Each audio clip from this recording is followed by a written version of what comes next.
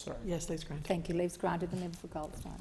Thank you. Deputy Speaker, it's a pleasure to be able to provide a copy of this report. The Economics Committee is one of the most important committees in the House of Representatives, and we periodically engage in inquiries on the annual reports of a number of organisations that we're responsible for or oversee, including the Reserve Bank of Australia, the Australian Competition and Consumer Commission, the Australian Securities and Investment Commission, and APRA, the Prudential Regulation Authority.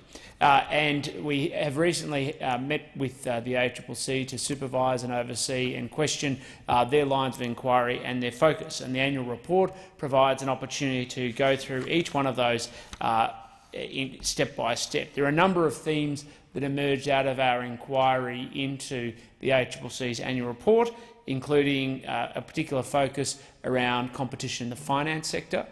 Finance obviously being a critical part of the health and lifeblood of the economy, but particularly as a consequence of the flow-through of the Hayne Royal Commission.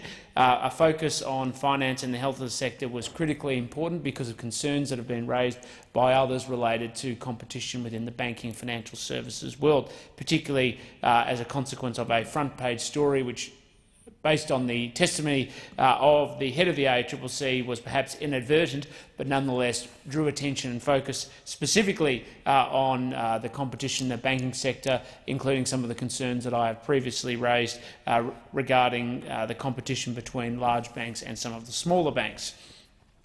As a consequence of that line of inquiry, the committee raised specifically with the ACCC whether it was perhaps prudent to consider focusing on competition in the banking sector at another time, with the forthcoming introduction of the consumer data right and open banking, which is likely to empower consumers and be able to make much larger decisions and have much more choice around competition within the banking sector.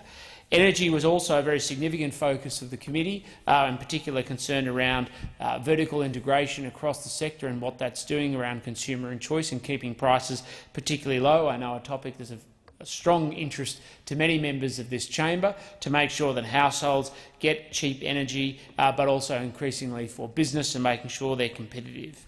And while there were a number of issues related to vertical integration and competition across energy markets, the ACCC made a particular point of noting that one of the big reasons why we're seeing increases, or there have been increases in prices, have been directly related to generation costs.